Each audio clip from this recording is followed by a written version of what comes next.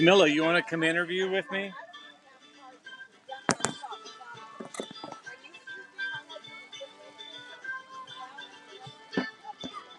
Camilla.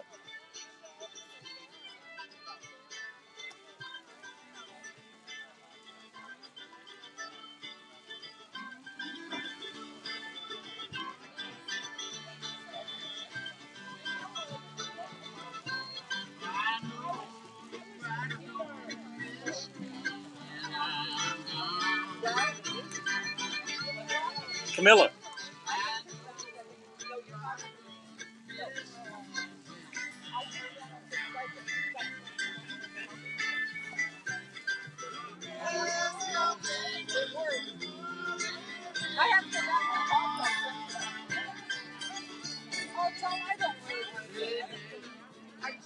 What? Yes, you are.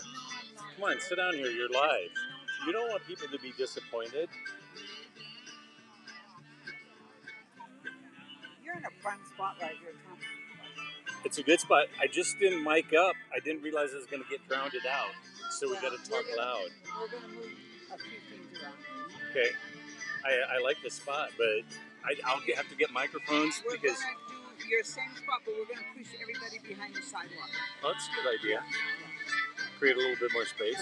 Anyway, so say hi to people that are watching worldwide. Hello, people watching worldwide. Yeah. There's the camera. So, okay.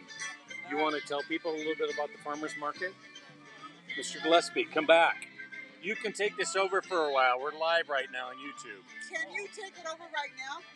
No. She's got to tell us about you. She's got to tell us about the market. This is the first week. This is the first week of the new farmers market. Yeah. Don't you feel great? Doesn't it feel good to be out and about? It's wonderful, and it's really wonderful now that everything has settled down a little bit. Yeah. You know, so.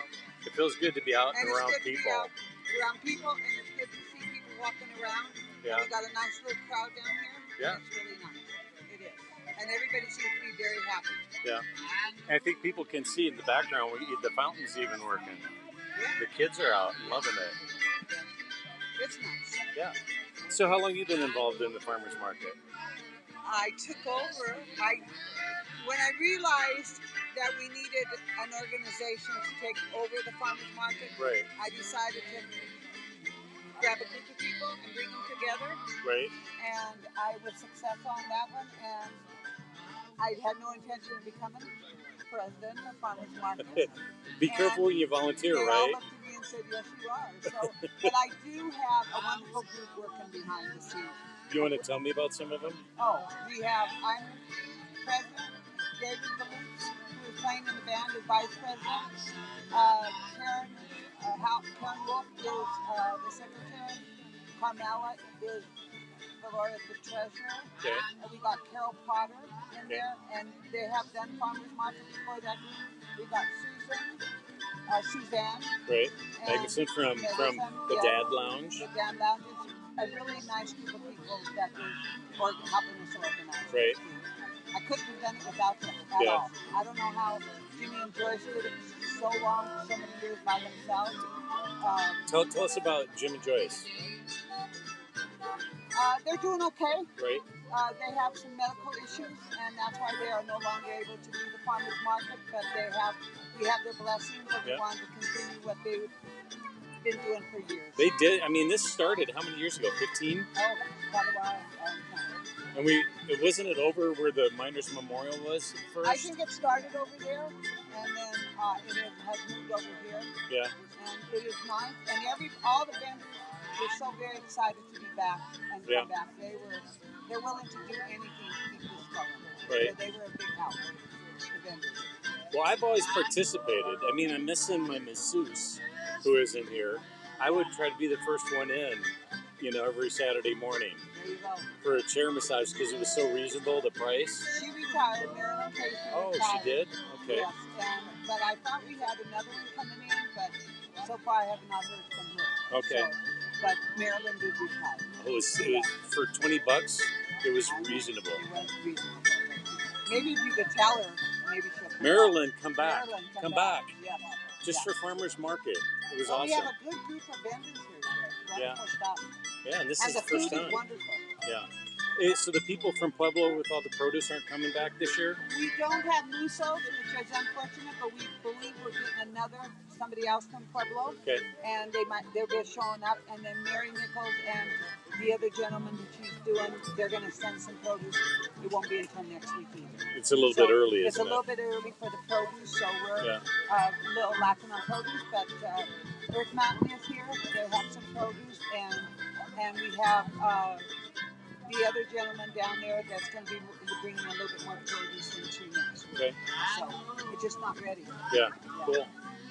Well, it feels good. Some people think, oh, there's nothing going on in a small town. It's like, there's not enough time It's of day. wonderful it's a visiting day for everybody to come down and visit with one another, talk to one another, see what's going on, and that was always a big theme for Farmers Market. Yeah. For people to come out and say hello to one another, Yeah. and especially after what we've been through all last year.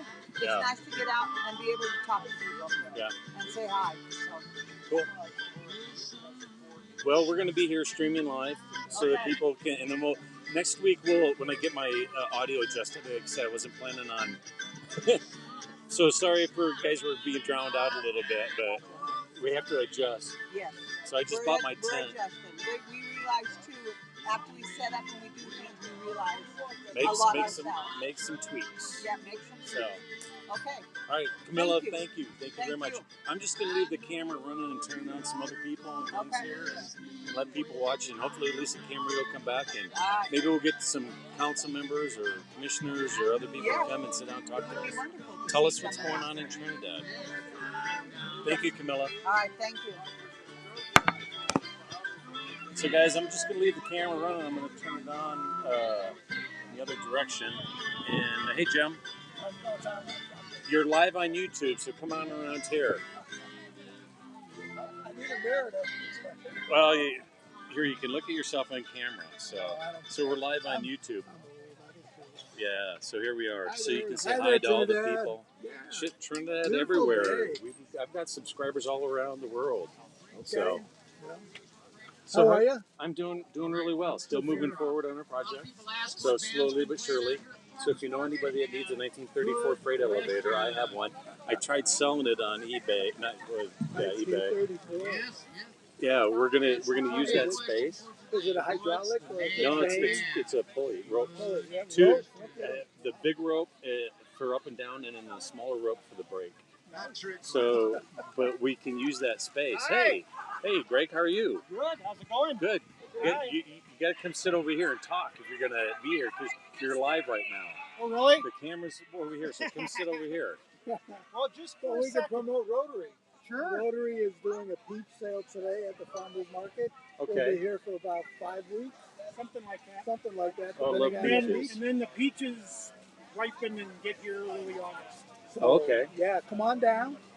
We have tents here, and I'm not trying to promote it, but well, we are. opportunity. That's why we're all live. It's like that's what it's all about. So I have the opportunity, I come will. on down. Yeah. We're also, because of Rotary, we are actively looking for members who want to make a change in their community. I was a part, but I just ran out of time. We need you back. Well, we need everybody you to back. participate because Rotary can make a difference everywhere. And it's not everybody doing everything. Yeah. We need to. At one time, I was president of Rotary and president of the YMCA, and doing the business. And I've done those kind of things before. You're like- That's a young man's job, young person's job. yeah, that was 20 years ago. I was in my early 40s. It's like I can do this. I've never seen an organization though that wears you out as much as the JCs. I don't know if you remember that one. I do. I That wasn't was like part of it. 65 hours a week as a volunteer job. It felt like. Oh man. So if people are interested, some of the volunteer work that we're going to be doing, we do a highway cleanup. We're going from exit 9 to about 11. 11? Yeah, Okay. 11 up to, how far up the road? Well, just from 9 to 11. 9 to 11, we're doing a highway cleanup. Okay, Coming up. Johnny, how are you? Don't stand in front of the camera though. You got to come over here. We're live streaming. Come on around here We're talking so about people can Rotary. see you. Okay. And some of the other, Well, you know, we did the pavilion in Central Park, Right. and we want to build on that. We want to continue doing other things. Okay. I just saw a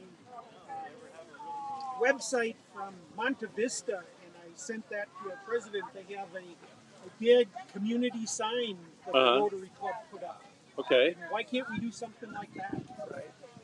Right. We need entry kind of signs. We need people to not just say, "Oh yeah, I've driven through Trinidad." Right. They got to say, "Yeah, I stopped there every time I come through." Yeah. Well, Greg, you are one of the 14, or what's the term? Club 14. Club 14, because that's all right. You're one of the original people that is going for long term. That's going to establish Trinidad as a destination. And you want to tell people a little bit about the acquisition? Sure. This started in, I think, October of 2017. We all came together as a group, invited by Jay Chimino and Cy Michaels, and we took a tour of the Fisher's Peak property with the realtor for the owner at the time. And we didn't go up to the top of Fisher's Peak because that's a little bit more of a climb than most people are willing to do. Right. But we went out onto the Burn area. We went out onto Miriam Flats, which is over on the west side. And at the time, we were thinking it would be a great idea if locally we could buy the north 4,200 acres of the property because it was separated into two parcels at the time. Even with the desire to buy that much acreage, we knew that we couldn't pull it off locally. We needed to invite partners. And so Tom Perry invited the Nature Conservancy, and I invited the Trust for Public Lands to join us. And I didn't realize it at the time, but those two groups have partnered on all sorts of different purchases around the country and the world. Okay. And they have different missions. One of it is conservation of land, the other one is public use of it. So sometimes those don't match up depending on the type of land. Sometimes they do, and when they do, they partner. And as I was talking to the representative with the Trust for Public Land, he just suddenly said, well, if you're going to go after 4,200 acres, why don't you do the whole 19,200? And I just was dumbfounded for a couple of seconds. and those groups just think way bigger than local people do. Right. Because they can get resources that there's just no way we can even come close to. Right. They were very active partners in the process. Through them, we received a $7.5 million grant from CPW, and that was primarily from hunting and fishing license revenue. So that's why not fishing because there's no water, but that's why hunting will be a primary part of this property. Okay. And it needs to be because it has a substantial elk population, it has a bear population, a mountain lion population, and where they're living near humans, we need to manage that. Right. I was in wildlife management, was my first love in college. Right.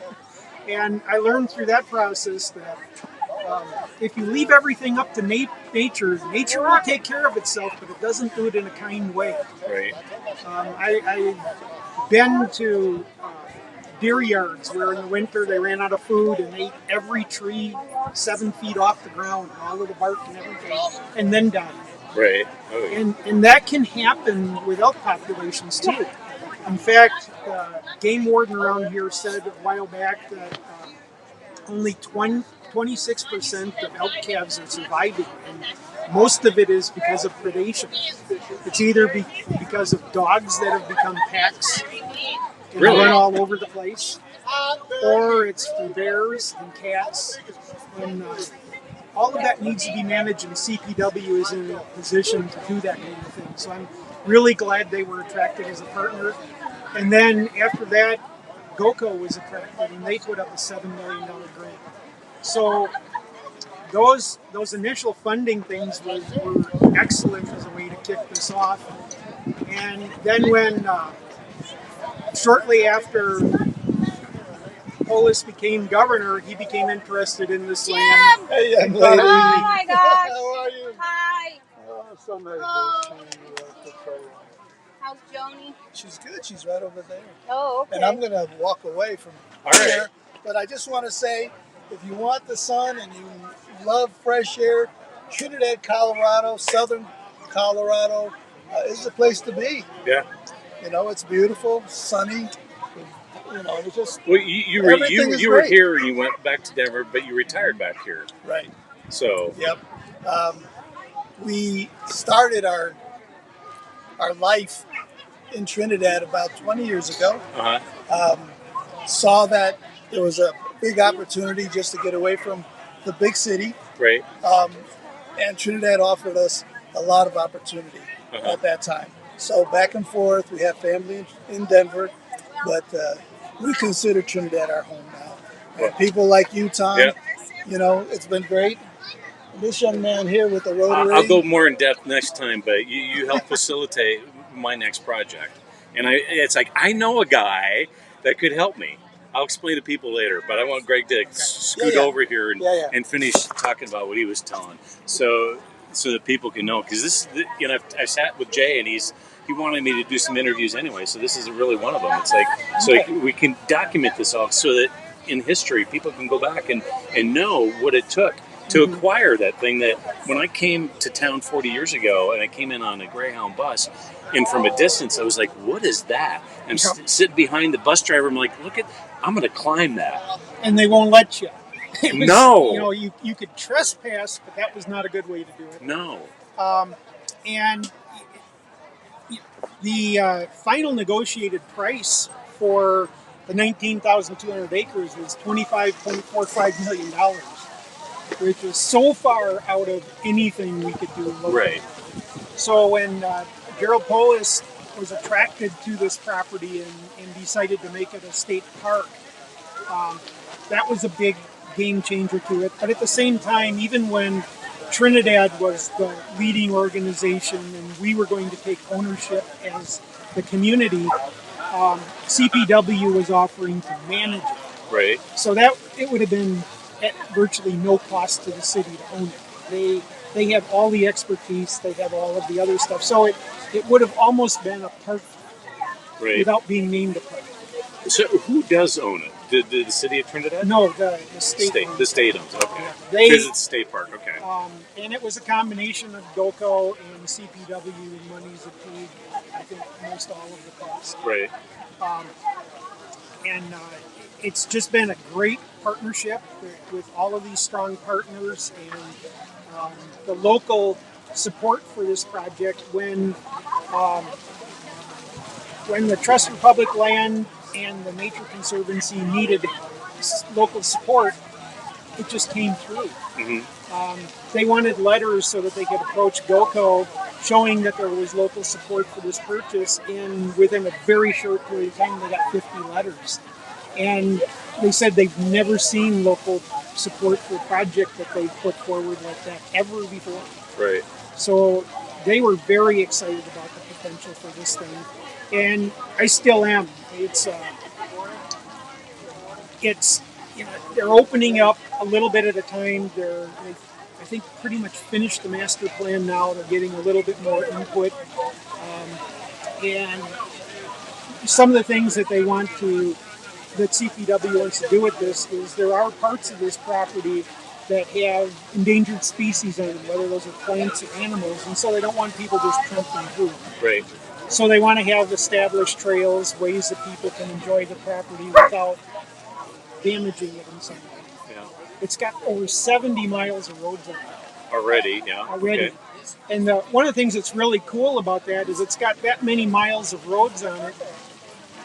Some of them you could barely call a trail, but I'm going to call them roads. And when you're driving by on I-25, you can't see any of them. The owner that it was purchased from, Mark Young, well, he died a while back, quite a few years ago. I took care of it. But he designed the roads so you could not see them from the interstate. They aren't just obnoxious things that appear on this property. Yeah. They work with the landscape. And so I think there's a huge potential for mountain biking and hiking and probably horseback riding. I've mountain biked on the property a couple different times, and it's a lot of fun. Right. Did you know that there was a plane crash on the side of it that we could Yeah. see for years? I heard about that. Well, when we got here in the 80s, every day you could see the reflection. And then it's probably overgrown, but I mean, the core of it's still there. Yeah. So, It's on this side of the... yeah, on the you could see it as you're going down the interstate, you could see that glint. But it probably got overgrown, I don't know, maybe 15, 20 years ago finally. So, But those two conservation organizations have been great partners, because even when it was looked at that Trinidad was going to own it, they were actively looking at raising, I think, about $2.5 to $3 million that would be put in trust. That even if Trinidad had to pay anything, it would come out of this trust revenue. It wouldn't come out of city revenues or city budgets or anything else. So Right. there was a lot of thought going into how this thing could be preserved forever for public use, and how it would best benefit Trinidad and also all of Colorado. yeah. Well, would we have like 10 to 12 million people driving by every day? Or not every, I mean every year, not every day. Probably in that area. Yeah. I mean, that's a lot of people. So what do you think the impact is going to be long term for Trinidad? Well, it depends on how Trinidad wants to treat it. Trinidad has to step up and make connections to the park, make sure that people can stay here and recreate there. Right. Because there is a potential where it starts 2 miles south for people going there and never coming to Trinidad. Okay, in the New Mexico side? No, on this side. You know, okay. The park starts give or take 2 miles south of town. Okay, 2 miles south, 1.5 miles south of exit 11. okay. And if we don't work with CPW to make sure that there's logical, usable connections, it could become totally separate. Because you don't have to come to Trinidad to go to Trinidad Lake State Park. Okay. You don't have to come to Trinidad to go to Fisher's Peak State Park. But it's in the best interest of this city to make sure that those connections happen. And those connections are not going to be paid for by CPW. Okay. Those are things that you have to do locally. And I don't know if it involves a whole lot of money, but it definitely involves equipment and time and volunteers. Right. Isn't there some plans to facilitate like a trail going from downtown to... I've heard of that. I've done a little bit of research. It would be great if we could get a trail from here that goes toward Garfield Street or Garfield Avenue, and then branches off from there. You got to figure out who the owners are that intersect the property or stop you from getting to it. I know there's at least one. Right. There may be more than that. You got to visit with the assessor's office and determine who owns what property where and who can use it and that kind of stuff. Yeah. So even if you take a trail along the Santa Fe Trail, there's all sorts of rules when it comes to CDOT of how you put trails in next to roads. Okay. Right now, I don't consider Santa Fe Trail real safe for biking because it's in some places it's wide enough, some places it's not. Come around this way, Roberto. You're live on YouTube. Oh, I don't want to be live on YouTube. I want to be live, but not on YouTube. All right. Hi, what's happening? Do you know Roberta? No, No, if I do, I'm Greg's son. Greg Sunday? Son, S-U-N-D. Sunday. Roberta's... Hi. She was the first woman mayor Indeed. of Trinidad back in early 80s. 93? 4? 95? Somewhere along there. Okay. Okay. Greg's former city manager, still active in the community. That's where I've been there. Yeah, because I do read the He's one of the 14 people that helped acquire Fisher's Peak for us, and he's telling us, so he's, people who've been up there. I've been up there. Went up there sometime in late 2017 with the realtor and Carl Gabrielson. I would call it kind of hands off for a lot of people because it's not totally safe. right. Safe and We need to make some improvements to make it safer. There's a couple places where you got to climb vertically about 10 or 15 feet. And You didn't find the old Spanish Army, did you? no, This is a rumor that it was left up there. well, if it was, it's been long gone. Well, I couldn't find it. So. But there's a little cairn up there. There's like a pile of rock on the top. Yeah. And there's a glass jar in it that's got people's names on it. And it's got a little pencil, you can write your name on it. That's great. I've never been up there. It's the first thing I wanted to do, and I still haven't done it. I know. We haven't either. Oh, yeah. Yep. Thank you. Yeah. The day that we did it, we drove to about 8,200 feet and climbed the rest of it. If you want to do it as a state park, you're going to have to do it from 6,000 foot. So it's. But they've got a really cool. They've got a trail map. So let's just. I don't know how long that's going to take to actually happen, but. I've just always wanted to see Trinidad at night from there. No. That'd be nice. That's got to be a beautiful. I've been one place upriver where I could look down and you could see the lights of Trinidad at night. Nice. Well, it's and you beautiful. can see that pretty easy from the burn area too. That's right. Someone when I was up there, there's all sorts of places where there's holes in the rock about this big around. And my first thought was, they're those lightning strikes. Yeah, like what is that? Okay. Someone said recently he thinks they were done by Indians years ago to capture water for those people who were up on the mountain. And I don't know. Who knows what they were? No, that's very cool. When I saw them and thought it was lightning strikes, I thought, you don't want to be up here when something's coming. Right. And because there's no place to hide. It's 10, 11 acres. And lightning can get you from a long way away. Yes, it can. He says, I think I want you. It's close and it doesn't hurt. Lightning struck, that metal actually right out the middle of my street. Oh, yeah. And I was sitting on the front porch, and lightning struck that, and it didn't get me. Got fun coming up next weekend. I had one of those experiences as a kid. All right. I see Sharon Sorensen. I'm not sure who she is, but I do know who she is. But I don't know who she is. Somebody walked up to me and she goes, Roberta, thank you. Oh, good. I enjoy seeing Tom when he comes to town. I enjoyed his visits. Yeah. He's a good guy. We have great conversation. Yeah. He always has to go have coffee with you. Yeah. Well, we have beer, My but stepson comes to Florida. And he's very, very good guy. yeah, he's had an interesting career. He has indeed. Yeah. Yes, he has. He's met so many influential people. Are we talking I Tom? find it Yeah. hard to believe that he's had these contacts over his lifetime. Yeah. I never met him.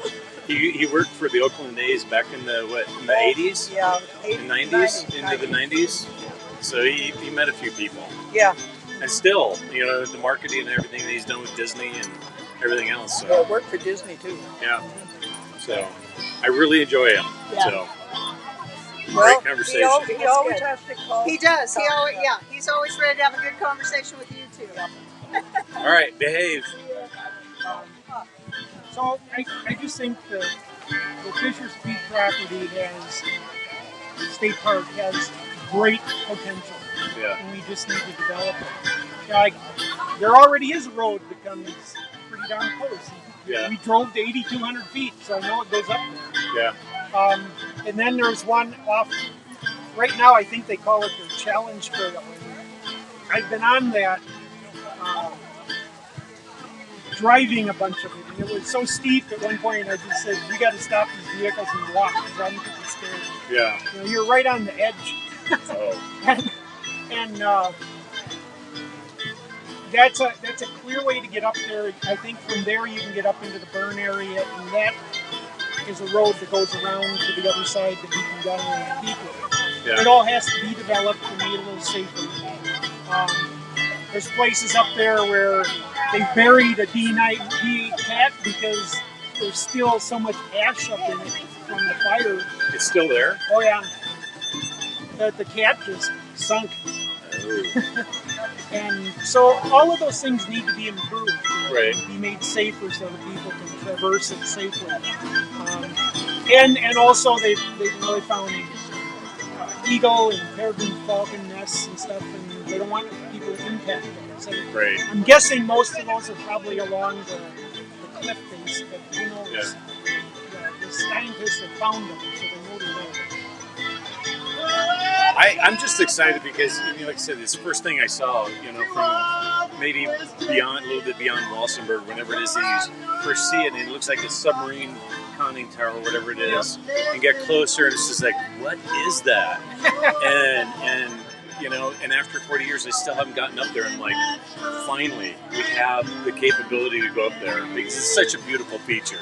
Well, and I, my family and I went to Mount Rushmore not very long ago, and they've added walkways that almost take you right below the face of the faces. Oh, okay. And that would be very easy to do something like that to make those two areas getting on the peak a little bit safer. Yep. There's a ridge line you got to walk that needs to be made a little wider. Right. But just a few things like that, and I think it can be made fairly safe to do. Yeah. I know there's people who want to get up there, and we should be working actively with CPW to make sure that can happen in the future. Well, Greg, thank you for having the vision to facilitate you and the other 13 people. And as I said, I had lunch with Jay Shimino last fall and talked about this, and I want to sit down and interview everybody so that we have for posterity, so that, you know, 50 years from now, people know who helped facilitate this. Because I've lived through boom and bust here. Mm-hmm. And I think that if it's managed right, you know, and some people are a little bit afraid that we might do too much and grow too much and lose a little bit of our character. I think you would have to grow dramatically to lose your character. Yeah. And the likelihood of that's probably pretty slim. But just some healthy growth is good because you get potential for more services, Right. more commercial development, and make local businesses more successful because they have more traffic. Yeah. And it doesn't have to be all-time people living here. Attracting visitors is a good thing. Yeah. You just have to be able to provide services to them so they keep coming back. Well, we've had some success. We turned my carriage house in from a long-term rental to Airbnb, and it's going great. Good. And it's, you know, people come out of town, a few work crews and whatnot, but it's like we're reaping some of the benefits. Well, like when I first moved here, there were 2 of those listed on Airbnb. Yeah. And they are both not available like for 10 years out. Oh, wow. So they weren't really Airbnb. They were just rentals that people put on there. Okay. Are you biking today? No, I was going to do our peach thing, but I can't find it. Well, it's not till next week. I have it written down on the 3rd. You need to say hi to everybody. You're live on YouTube right now. Hi, everybody. Who are you? No, get over here so you're in camera. Hey, Trinidad, come on down to the funnest farmers market in the whole state. Come on over. We're having so much It's fun. not just Trinidad. It's all around the world people are watching. Well, how can I get here that fast? You have a point. Tell them to be here next Saturday. Be here next Saturday when Rotary is selling Colorado fresh peaches. Allison peaches? Delicious. Really good Well, peaches. we'll be taking orders for them, and the peaches come in when they're ripe, so it'll be early August. How do they place the order? You got a phone number that you can share? I could probably put it up here, but We actually we have don't. the form. We have the forms that people can fill out. And we do can you send them- have it?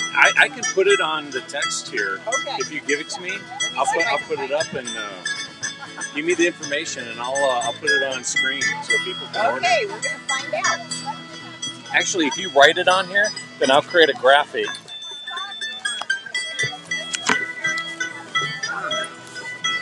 There's even a pen there for you. Oh, they haven't posted it yet. I love those pens. That's all right. If not, we'll do it next week. Sorry for the people that are watching at home. I didn't know we were going to have such loud music. Great, thank you. That's a great interview. Well, thank you for the opportunity. You know, I was filming City Council when that fire was going, and you could see out the window as I was filming the fire. I have it on camera. So if I go back and I look at it, whatever the date the fire was, I would have it. Because I turned the camera on it. It's like right out the window. One thing I didn't mention with that property that I think is really important is by acquiring that property and making it a state park, now CPW, which has 2 wildlife areas just to the east of it, which is about 8,000 acres, Okay. now they can get to their own wildlife area through the state park. They used to have to go through New Mexico to get to it. Oh, wow. And so they can better and more actively manage the elk and the other wildlife populations. In addition, both the wildlife area, one of them butts up against Sugar Canyon State Park in New Mexico. So if we can form some sort of an alliance with New Mexico, we have public access uninterrupted to over 33 square miles of property. 33 miles. And Oh my isn't there going to be a link, or there's plans for a link with the state, with the lake? Yeah, there's a couple different places we can make connections with the lake. Right. And try to do it as safely as possible. Now that we've learned that the state is now moving ahead with the improvement to Exit 11, that'll be really exciting because today when they plan improvements, they include pedestrian, bicycling, safety areas with it. So people will be able to cross Exit 11 and feel like they're safe doing it by walking or biking. Okay. Today, that's not really the case.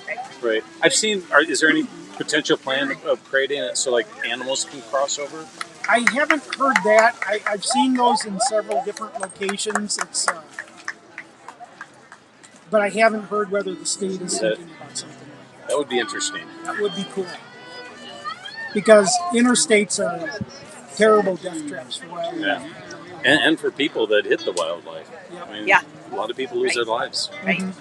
So. Don't forget the 4th of July. Tomorrow, starting at 4 o'clock, we have a bunch of fun. 2 o'clock. 2 o'clock. 2 o'clock is bicycle decorating contest for the kids. So we have all the decorations Where at? at the Triggers Park. Is there a game tomorrow? There's a game tomorrow night and fireworks. Woohoo! Woo-hoo! Woohoo! We are a happening town. Oh my gosh. I can't even keep up. I can't either.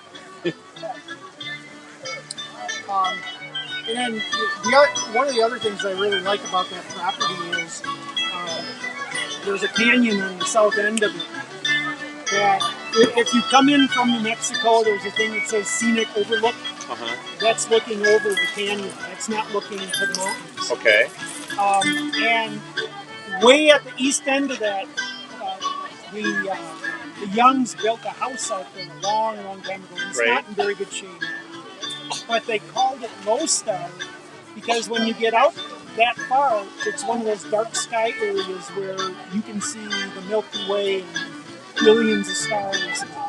And it just looks like you can touch it so close.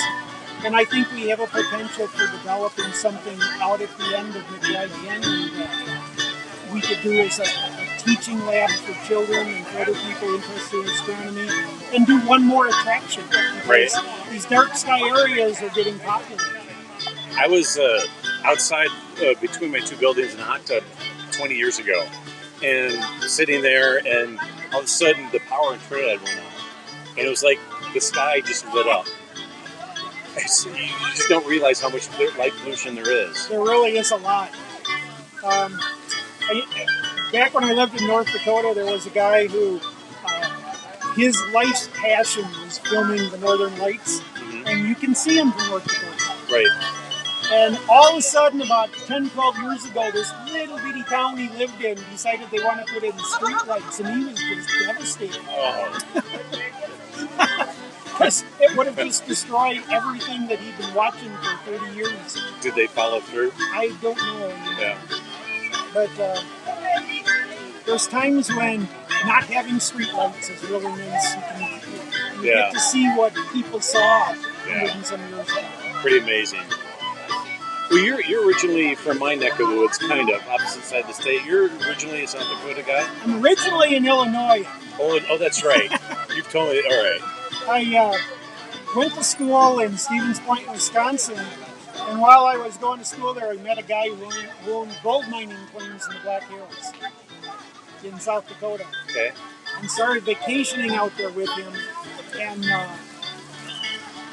Thank you. I'll come pay you in a little bit. and we never found a lot of gold. We found some, Right. but it's more just the fun of doing it. Right. And I owned part of the claims for a while. Where were you in Deadwood or outside of Deadwood? I or? lived in Deadwood. The claims were just off of Spearfish Canyon, Okay. and just the Black Hills are just beautiful.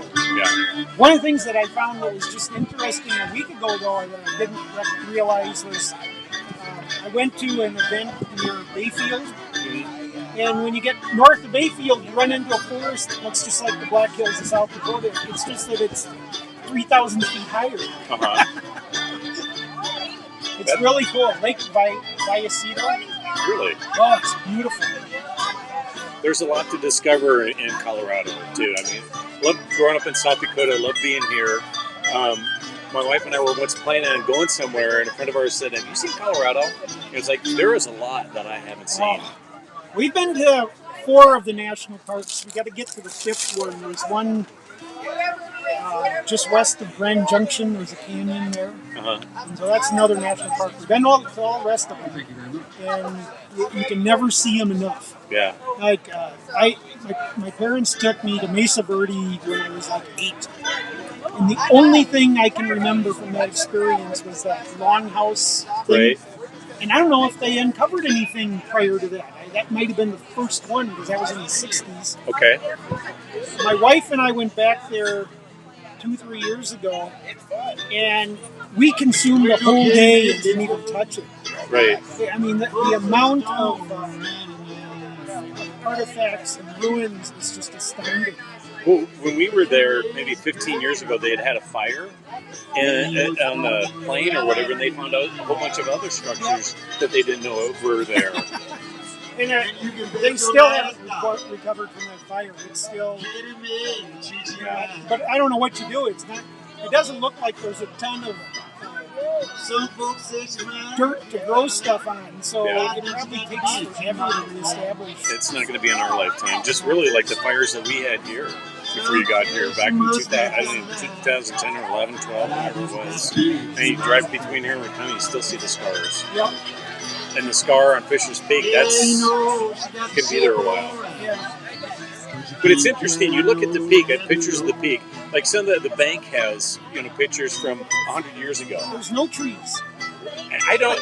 Did they take them down to build or railroads? I mean, are they the type of trees that they could have used? I think the trees that are up there now were probably planted by the Forest Service at some point. Okay. Because they're ponderosa pines, which are primary lumber. Okay. And when I was in wildlife management in Wisconsin, that was also the time of they were teaching foresters pincho and forest management and getting as many board feet per acre as you could get out of it. And some of that has changed. I personally still think that way because that's what I was taught. Right. There's a lot of change in view in how you manage a forest. The reason that I like that, was attracted to that area out by Lake Vallecito is the forest floor in the Black Hills in South Dakota is clean. You don't see tons of underbrush. Yeah, why is that? I don't know. I don't know what causes it, but that forest out there looks the same. Interesting. Like here, a lot of the underbrush is really thick. Yeah. Like when you go up the Spanish Peaks, when you're driving the road, it feels like you can't even walk 5 or 6 feet into it. And too thick of stuff to walk. Yeah. And I kind of like those forests that look that way. Yeah. Have you hiked the Spanish Peaks? No, I haven't. It's not a bad hike. I would suggest. I mean, the West Peak. If you leave at sunrise and get to the base area where you have the parking and everything, and you take off, there's a good trail. But the best time to go isn't this time of year because there's a lot of people. I've gone in like in September, even early October, and it's beautiful. There's hardly anybody on the As long the as you trail. get there before they close the road. Yeah. Well, we went up there and it was as calm as could be. And we came down, we went to the dog bar and we were eating, and people said, "You're up on the peak?" I said, "Yeah." And they said, when the weather is a certain way down there, it's even worse up there. Well, it was the opposite. There wasn't a breeze, and it was perfect. It couldn't have been a better day. They said, "We can't believe you're up there. It must have been 80-mile-an-hour winds." And like, there wasn't a breeze. Must have been one of those inversion things. I don't know, but it's a beautiful hike, and we have such a beautiful area. The other one that I really want to try someday. Come back again? Are you going to sit down and interview? You're live, you No, know. I wanted to talk to you Oh, okay. about your space. Hi, Greg. Hi, how are you? Well, I'll come back. I just can't seem to get over here when your chair's I will step out here in a second, You're but doing a good job. Greg, God bless you. Thank you. Yeah. I mean, being one of the 14ers, that's a place in history. I mean, because that peak is going to be here a long time, It and was a wonderful opportunity, and I'm glad I was Yeah. given that opportunity. yeah. Well, we're going to be filming. I don't know if you're going to be here in 2 weeks over at Blandina Park, but we're going to be live streaming for Jay on that. And like I said, I'd like to sit down with all 14 people. You know, I'm sure you may have done some other recordings or whatever, but we would just like to get as many as we can and put it out there for posterity so that people know what the story is behind it. Because even with our building, people told us stories, and then I had someone do the research. It's like, some people, I think, make some things up. I mean, I have 1886 in our building. We come to find out, no, 1883. We come to find out it was 1886, and I have the newspaper clippings and Oh, everything. weird. You're like, so for 30 years, people would say, "Oh, 1886 or 1883." It's like, sorry, we were off by 3 years, but we were assured that this person was right. So, anyway, thank you, sir. Thank you. Real blessing. Guys, I'm going to take a break. I'm going to leave the camera running, but I got to talk to the organizers.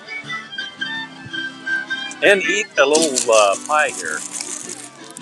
What are those?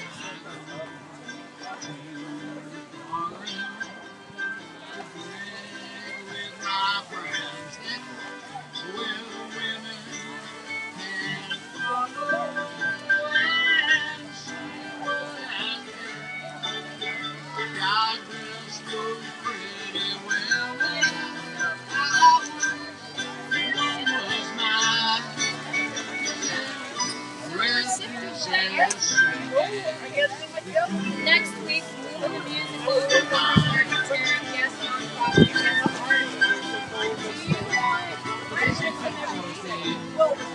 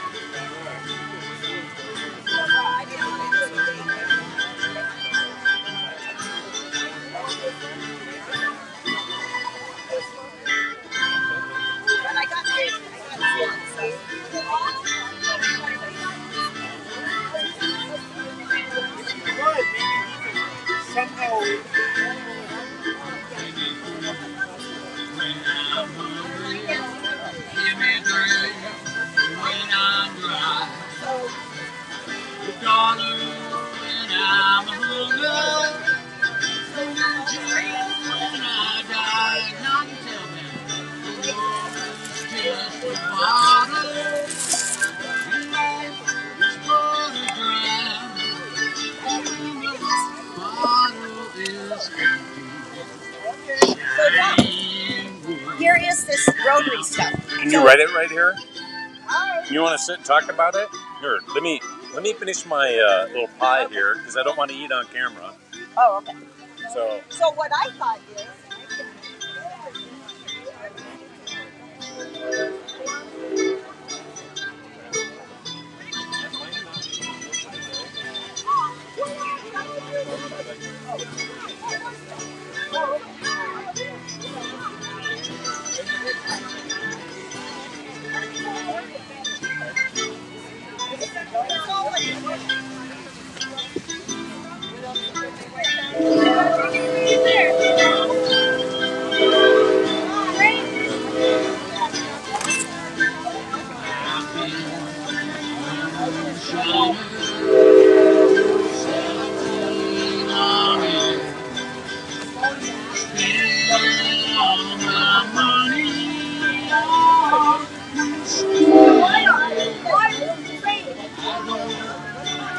I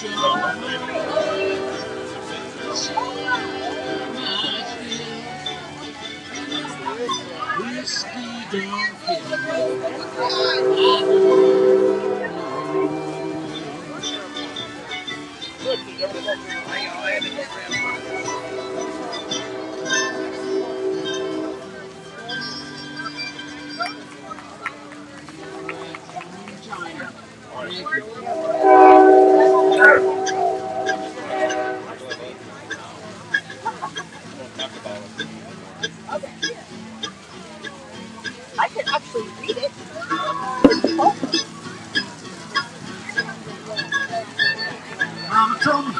These are good. I know. They're dangerous. I gotta go pay for it. Be right back. Okay. You want to talk to people on Are we still on? Yeah, we're still live. Okay. The microphone's there, so if you want to just talk to people and say, hey, here's. Okay, hello Trinidad. This is Penny Sadie from the Main Street Board, the chair of the Main Street Board, and we have so many exciting things happening this year. We have commissioned 10 artists to paint some park benches. So they're going to be out in the next week or so, and all of them are so cool and different. There's some like Van Gogh, and then there's some just like the grasses of Trinidad. So we have it from all different kinds. Then we're going to get some banners put up about all of the fun, exciting things to do in town. And I'm also a member of our Rotary Club here, and every year we've been selling peaches for fundraisers. So we need to pre-order them, and we have 10-pound boxes. That's about 9 to 12 peaches per box for $25. And then you have 20-pound box, which is about 18 to 22, and they're $40 a box. And they're the most delicious, juicy, best peaches in the world. And we will start taking orders next week. We'll be here at the farmers market, and you can come and give us your order, and you can pay for it, or you can pay when you pick it up. Is that right? Pay when they pick it up? So we will be here from 8 o'clock till noon next Saturday, and the Saturday after that. So please come and see us. And don't forget, 4th of July tomorrow, we have all kinds of exciting things at the Triggers Park, Central Park. You come in through the Triggers gate, and we have bike decorating contests for the kids.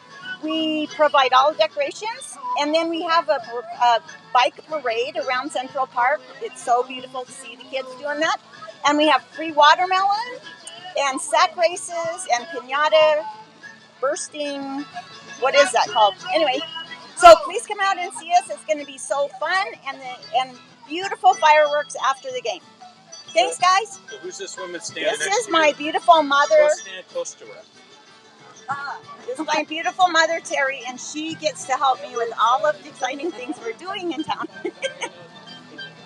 Yeah, Mama. Yeah. And Tom is eating, so we're just going to stand here and visit. Melody, do you want to say anything to Trinidad? You're live on YouTube right now. Live on YouTube. Next week we'll be live on Channel 71. Whatever you want. This is my good friend Melody. Nothing bad about me. No, not Melody. Melody. Just kidding. Did I say Melody? So anyway, I have a little shop upswing next to the Fox Theater, and I just moved it over to Trinidad Trends. So come see me at Trinidad Trends. That is the coolest place. So let's tell them a little bit about Trinidad Trends. So it's a great big unit. It's a retail store right on Main Street, and Like they've divided it into little tiny shops. So I saw your shop last night. I went over there. And she has so many cool things. And if you don't find it right there at Trinidad Trends, you just give her a call and she'll give you a tour of her whole place, right? That is true. Yes. I'm pretty busy selling real estate, though. So if you know me and you're buying or selling real estate, you can call me for that, too. There you go. See you all at the Trinidad Triggers tomorrow. Yes. How did I get put in charge of the live feed? Can the live feed be like You were nobody? just doing so well. So I heard the Fisher's Peak Park is back open. Yep. Good. Good. We actually haven't been there yet. I haven't either because every time that I do any walking now, I do it with the dogs. That's and they won't exactly let the why. dogs on. Right. Right. So I'm hoping now that the master plan is just about done, that they'll identify areas they'll let dogs on and areas they won't. Good. That'll be nice because we go to the wormhole loop because you can take your dog. Well, but I go out to the Trinidad Lake State Park and walk with dogs all the Yeah, time. yeah. So it's not a state park thing. It's a protection of right. endangered species. So. Right. I totally get it. But when we want to take a walk, we want to take the dogs because otherwise we have to take a walk and then take another walk. Exactly. Who wants 2 walks? And as time goes by, there will be more and more trails developed. Yes. So that'll be great. I know. So excited. We had some people stay at the cottage in Cokeville, and they left a little note, and he said, oh, by the way, if you haven't visited Trinidad Lake State Park, it's the best park I've ever been to. 10 out of 10. Wow. I'm like, I know. Well, it's right across the street. You can get to the park right across the street from Cokeville. So, yeah, they were pretty happy with that. And he said, we would have stayed here through the 4th of July, but it was all booked up. I'm like, yeah. I really like, over the last couple of years, I've gotten more involved in mountain biking. Right. And I really like the ride from when you take the road to the South Shore where the campground is. Yep. You stop at the road that goes up to the campground. And if you go up there, there's like another trail that goes a little bit higher. Oh, yeah. Yeah, I think we walked on that trail. I love that thing, and I take that all the way out to Longs Canyon, and then take Longs Canyon down, and then take whatever that county road is, all the way back out to the road. Oh, yeah. Okay. That's a ride. It is. You do that out and back. By the way, do you know that there's a gravel grinder race on the 200-year Santa Fe Trail? I've heard about it. You got to sign up. I like riding. I'm not into racing. So, well, I don't think you have to race. I'll just do it as a ride. And then that one out in Branson, I signed up for that last year and ended up being quarantined the day before. Oh. And the one that goes out of Cokeville, that one's 100 miles. Is that intense? Well, I've never hit 100. When I was road biking, I got up to about just short of 90. Oh my. But that's a lot. I took a 3-mile run this morning. Doing that on the road is not that hard. Doing that on trails is unbelievable. Yeah. On gravel? Yeah. Because you can't go as fast. No. And if you want to go as fast, then you could wipe out a lot harder. Well, when I was young and not thinking too well, I used to do that way too fast. There were times when when we lived in the Black Hills in South Dakota, I would ride from Leeds, South Dakota to Deadwood, and I was keeping up with traffic at 55 miles an hour. No. And all it would have taken was one rock. Right. But it was a blast. Yeah. Loved it. But that's, on roads you can get speeds like that. I don't think you can do that on gravel. No, not wisely. I mean, your tires would have to be like this wide. Well, but then you got more traffic, more friction. Okay, Tom. That's why. All right, thank you for subbing. Some air space for you. That's why road bike tires are so tiny. There's less. Right. You can go faster. Who wants to go faster? You don't want to go. I like going fast. Not on gravel. I just don't trust it anymore. I've had cars come a little too close to me. Do you know Kurt? Do you know Kurt? You should, because he loves biking.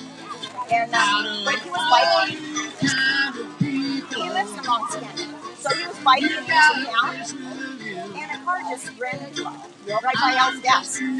Broke his collarbone. My next interview. And that's why I gave up my road bike, and now I just have kind of what I call a crossover bike, which maybe is a gravel bike, and a real mountain bike.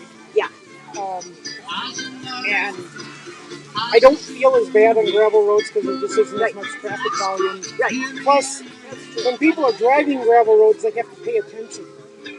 Yes. They don't pay They attention should on pay paved attention. roads.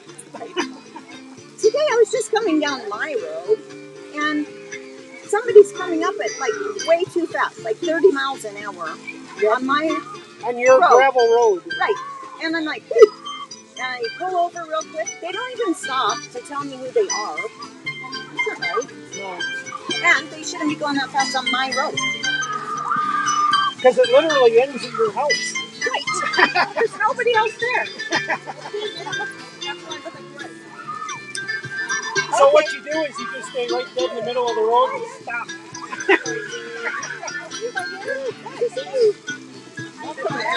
So you just stop in the middle of the road and then you have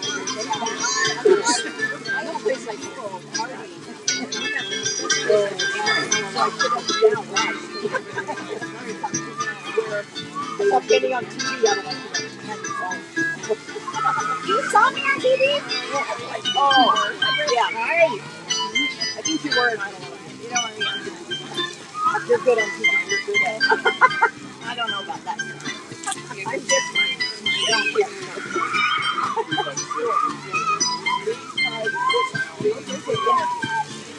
Hey, Where do I sit? you Thank are you. going to sit right here. We are live right now on Trinidad Times TV YouTube channel. Next week we'll be live on Comcast. Cool. Chris, you're new to town. Tell everybody your name and who you are, what brought you to Trinidad, and what are you doing here? My name That's a lot of questions all at once. My name is Kurt Wallach. I'm a newcomer to town. Yeah, I'm here just to enjoy it. Yeah. How did you find out Just about for Trinidad Trinidad? Times TV. Huh? That's why I'm here. Oh, yeah, I don't know about that, but I found out about Trinidad because we put on a music festival in northern New Mexico, and I've been doing that for about a decade. So we would drive through Trinidad on the way and stop off, and every time we did, my wife Suzanne and I would marvel at how much we loved it and the architecture and the history and the people. And when the pandemic hit and we were real depressed for 5 months and it shut down our other businesses, we made a list of places we wanted to be, and Trinidad was number one. oh, cool. And now we're here hanging with you. Yeah. And you are the new owners of the Dad? The Dad, formerly the Circle Lounge, yeah. Right.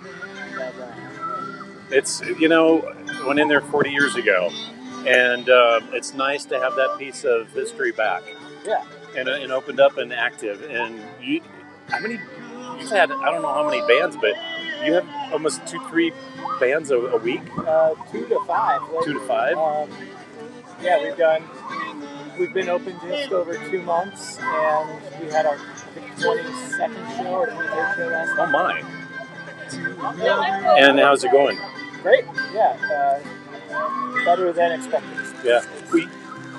You have some connections in the music industry. Because otherwise, how do you get all these bands? Yeah, so I own the High Dive in Denver. Uh-huh. We've had that for almost 10 years now. Okay. And I did the booking there. What's the? I'm not Oh, the familiar. High Dive is an independent venue in the Baker neighborhood. Okay. The Baker neighborhood was kind of built around that venue, not that it was the High Dive, but Right. it has been venues since the 80s. And so it's kind of an iconic, independent, small venue. Right. It's a CBGB kind of place. And I've done the booking there since 2015. I stepped away when we came here. Right. But yeah, made a lot of connections through that. And kind of just shot all those connections a message when we moved here, and wanted to see if they saw the same vision that I had, which is that this connects a new touring route into and out of Denver. And they've definitely been welcome to that and put a lot of chance to that. A lot of Texas bands. Okay. Well, it's something we sorely needed. Yeah. And we didn't realize it, but we needed some, fresh new blood to come in and say, hey, I see an opportunity here, and you and your wife have done that. Thanks, man. Yeah. Yeah, I think it's great.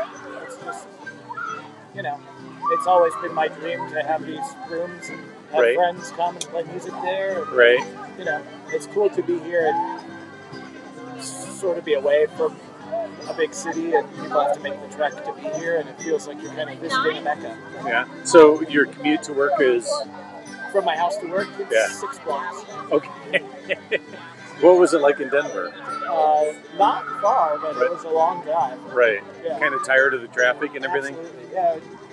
after being here, we've been here for 8 months, and after being here this long, it's like you really realize how much time of your life you just waste sitting in traffic. Right. So the upstairs, never been up there. What are there some plans to develop it? Loose plans, yeah. Right. I got to take you up there. It's really cool. Yeah.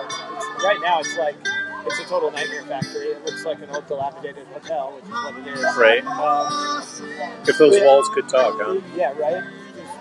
There was a brothel there for a short while, and some remnants of that are still up there. Right. The loose plans now are to do some kind of hostel type thing on the top floor, and like 12 to 16 rooms, no bathrooms. I would love to do little solo coffee tub rooms, so when you're there, you can go and get your own serene solo coffee tub for that experience.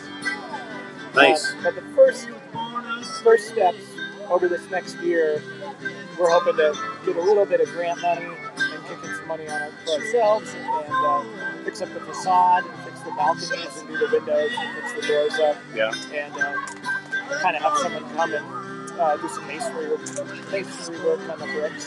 Yeah. And make sure all of that's fine and intact. And we'll get to that. Well, thanks to our mutual friend Wally Wallace, there's more money coming available for facades and roofs. Yep. Well, He just revealed that at the last work session. nice. So I'm like, yes, whatever I can get.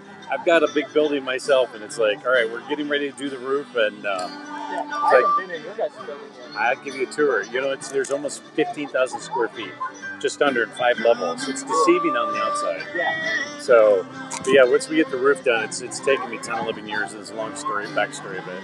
So we're almost there. I just at the meeting Tuesday at City Council, I applied for to be one of the first to get a historic landmark designation. If I said that right. And doing that, it allows me then to turn around, and the money that I'm using for the roof, I can apply for tax credits. So I resisted doing that 20 years ago, but now it's a little smoother. You know, like the way it works, and so, but yeah, getting designated as a local landmark allows me to apply, and it's just underneath being put on the National Register. Yeah. So it opens up some of the same doors. Cool. So something to talk to Wally about, and Georgie Clark over at the city to get the paperwork in. Was Let's pretty set simple up a to do. day we can swap tours. Okay. Yeah, absolutely. So, but Kurt, thank you. Thank you man. very much. Thanks for having me on the program. Tell your people to subscribe. I need to get to 1,000 of my. I was at 420 oddly when they kicked me off from live streaming. Although I have a new program that I can live stream, but I need to get to 1,000. So tell your friends about Trinidad Times TV 71. Ask them to subscribe, to like, share, and subscribe. And anyway, I didn't realize that we were going to have such loud music. Otherwise, I would have had us all mic'd up. So we might be a little bit overwhelmed by. Cool. And you know what I need to talk to you about too, because you have some good music experience. My power amp that I use for my other services went out on me the other day. You know about stuff like that, don't you? Yeah. Because I need to get one that will have Bluetooth. I've seen on Bluetooth capabilities and everything else. So I need to hit you up there soon. Cool. And share your knowledge with me. Let's do it. So thanks, sir. All right, man. Good to see you. Go enjoy. All right.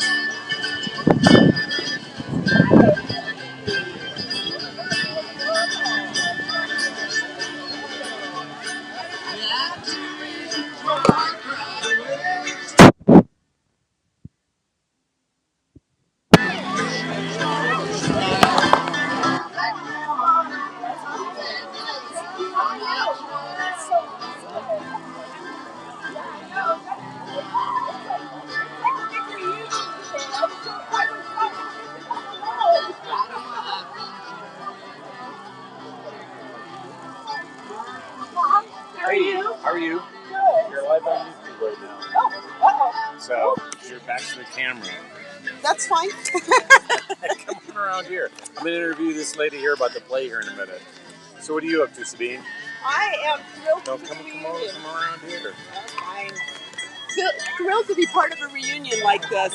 So Yeah. exciting Yeah. to be able to see people and hug them again. And Yes. Without our masks. Hopefully everybody's getting their shots and whatnot. Yeah. So it's good. It's summertime and it feels so beautiful. Yeah. First thing I did this morning is run out to the garden in my bare feet and go check and see if I ate my first tomato. Ooh, nice. And move the hornworms off the tomatillo plant and onto the fennel because no eating my. they like the fennel better, but they have to be there, right? Right. Yeah. So you helped it across that big divide. I did because So- you can stay the heck off my tomatillos. Thank you. Cool. So yeah, that's it. You know, you were on the cooking show once, weren't you? I was. We're gonna bring those all back up, and we're gonna start again. So if you want to be on again, start thinking about which one to. Again. Yeah. Okay. Yeah. So That's fun. I've got all the shows. We just had to take a long break. So Right?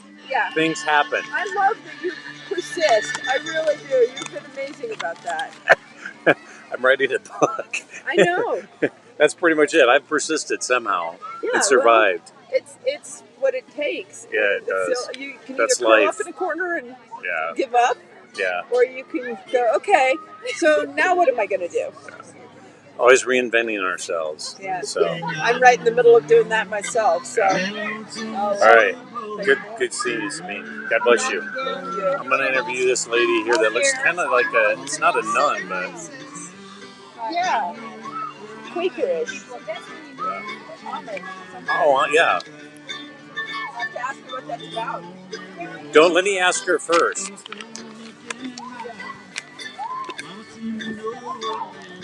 You ready? Come have a seat here. Our cameras are over here. We're live on Trinidad Times TV 71 YouTube. So you handed me this flyer earlier today. What's with all this? What is So this? we have a very fun melodrama coming up starting this next weekend. Where at? And it's at Main Street 5. It's 131 West Main. Okay. And it's all locals in the play. Okay. And we have some fun characters. The three leads are Dusty Barnes, Lacey Camisole, and Justin Time. Okay. And Dirty so- Deeds at the Depot. Yes. Okay. And you get to boo and hiss Oh. and engage in this performance. Okay. And we have some special elixir that's being distributed on stage by Professor Reed. Professor Reed. Yes. Does this have anything to do with our local economy? There's a reference to that, Okay. although this takes place in the 1800s. It was there from what I've read. It's been around for thousands and thousands of years. Okay. Anyway, there's some shameless plugs for local businesses in the performance. Okay. It's just a lot of fun. Oh, good. And what's your name? Sharon Sorensen. Sharon. Nice to meet you, Sharon. I'm just a singer in the chorus, so I'm not, Okay. I'm not one of the main leads. But they incorporated you to come down here dressed in a long. Of course, the hat I've helps. had a lot of questions about what I am. Yeah. Almost They're nun-like, almost but relieved or when I Amish. show them this. Okay. Well, that's cool. Well, thank you. So let's tell them. It will be July 9th, 10th, 11th, and 16th, 17th, and 18th. Oh, plus And October again, in October. 1st and 2nd. In the October one is during the bicentennial of the Santa Fe Trail. Right. So that's kind I'm of going to be here. I'm supposed to be somewhere else, but I've got to be here that Oh, weekend. good. It's one of the times I get away, but that's going to be one of our biggest weekends, the 200th Absolutely. anniversary Santa Fe Trails, and then they got some gravel grinders and other events going on. So Trinidad's going to be a lot of happening activities. place. So Anyway, hope to see you at the theater. yes, thank you for being interviewed. I think I might wrap this up here soon. I think I've interviewed as many people as I can interview. So Thank you. you bet.